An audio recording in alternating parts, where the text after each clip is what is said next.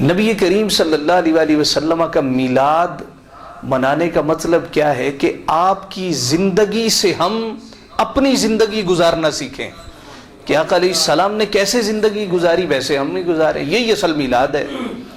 ہم آقا علیہ السلام کو یاد کرتے ہیں تو یاد کرنے کا مطلب کیا ہے کہ حضور کی صورت سے محبت کی جائے اور سیرت کی اتباع کی جائے. حضور کی سیرت کی. اور اللہ تعالیٰ نے کیسی صورت بنائی. اللہ تعالیٰ نے اپنے محبوب کی تخلیق اس طرح کی ہے کہ جس نے حضور کے چہرے کو دیکھا اس نے بھی سبحان اللہ کہا, جس نے زلف عنبری کو دیکھا اس نے بھی سبحان اللہ پکارا, جس نے حضور کے ساتھ نشست و برخاست کی وہ بھی سبحان اللہ کہے بغیر نہیں ٹھہر سکا. اعظم چشتی صاحب نے کہا تھا ایک ایک حرف سجن دے نادا سنو دس دئی وانگ قرآن سورت اس دی ویندیاں رہنا کل عملہ دیے جانے. اعظم ساڈا دین کی پوچھنا ہے, ساڈا اے ہوئی دین ایمان ہے. اللہ تعالیٰ نے اپنے محبوب کو ہر کمال کا کمال عطا کیا. اور شیخ سعدی سے منسوب ہے کہ بلغ العلا بکمالہ, پہنچے بلندیوں پر اپنے کمال کے ساتھ. اپنا کمال تھا تو بلندی پر پہنچ گئے. بلغ العلا بکمالہ کشف الدجا بجمالہ. جب آپ یہ ربائی لکھ رہے تھے حسنت جمیع خصالی, یہ 3 مصرے لکھے. ربائی کہتے ہیں جس میں 4 مصرے ہوں. ہمارا قومی ترانہ یہ 5 مصروں میں کیا کہتے ہیں اس کو, مخمس. اور یہ ربائی ہے جو 6 اس کو مسدس کہتے ہیں. تو حالی کے بڑے اس میں مشہور ہیں. شیخ سعدی کہتے ہیں کہ میں نے 3 مصرے لکھے, آگے سمجھنا ہے بھی شعر کیسے پورا کروں. اسی کشمکش میں رات ہو گئی, میں قلم کاغذ لے کے بیٹھا تھا, اونگ آ گئی, آنکھ لگی تو قسمت جاگ اٹھی.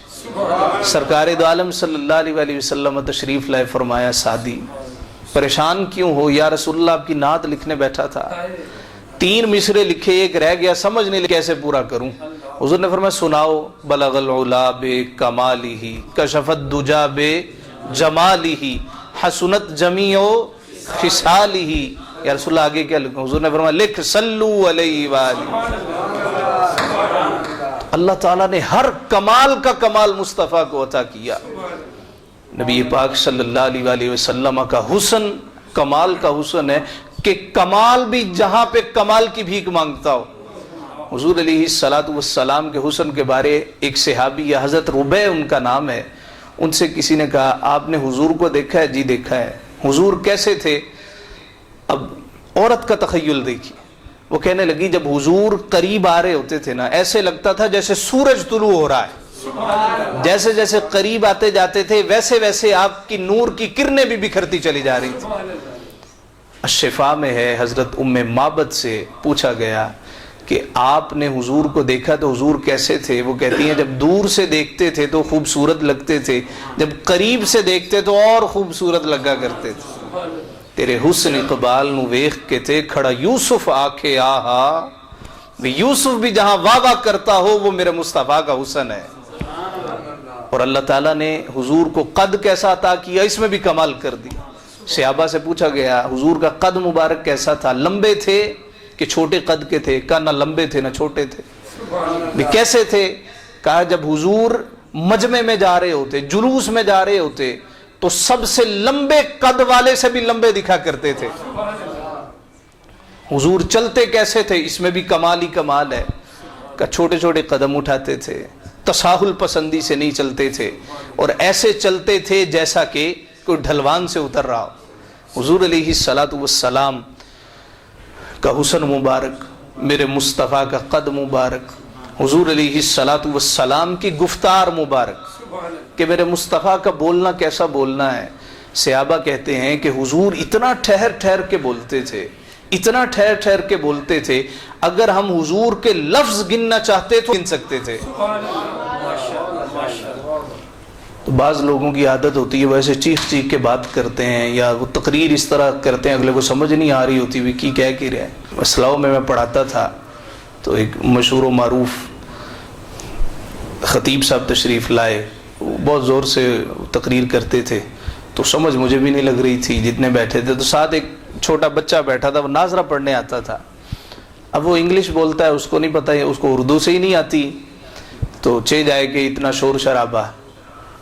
تو جب وہ زیادہ پیک پہ پہنچے نا، جذبات میں بہ گئے، تو وہ مجھے کہتا ہے سر، میں کہ جی سر وائی ہی از شاؤٹنگ، سر یہ شاؤٹ کیوں، یہ جھڑکیاں کیوں دے رہا ہے؟ میں نے کہا یہ جھڑکیاں نہیں دے رہا، یہ انداز ہے بر صغیر کے لوگوں کا، اس طرح تقریر کرتے ہیں.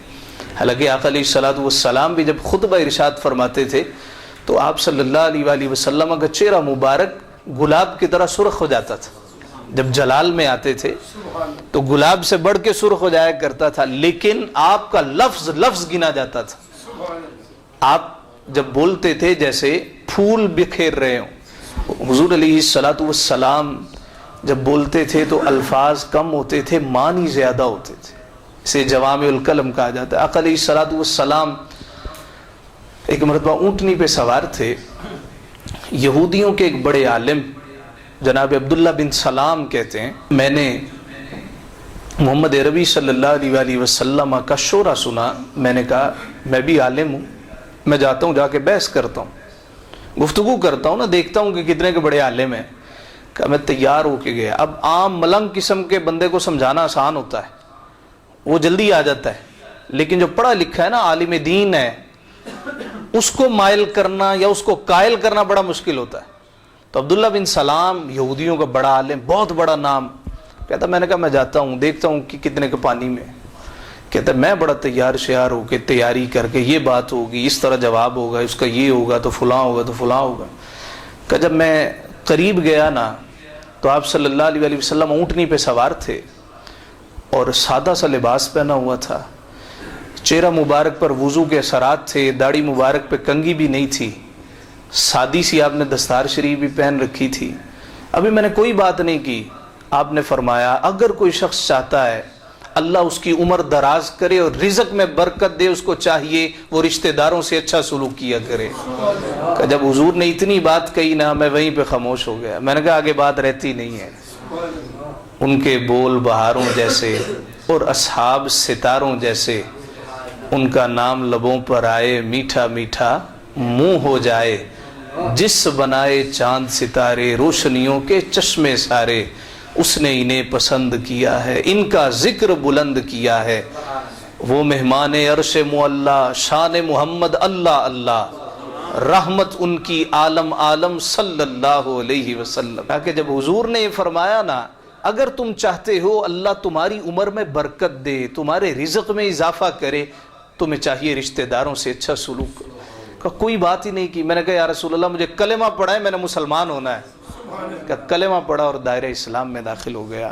ساتھیو یہ رسالت مآب صلی اللہ علیہ وآلہ وسلم کی سیرت طیبہ ہے.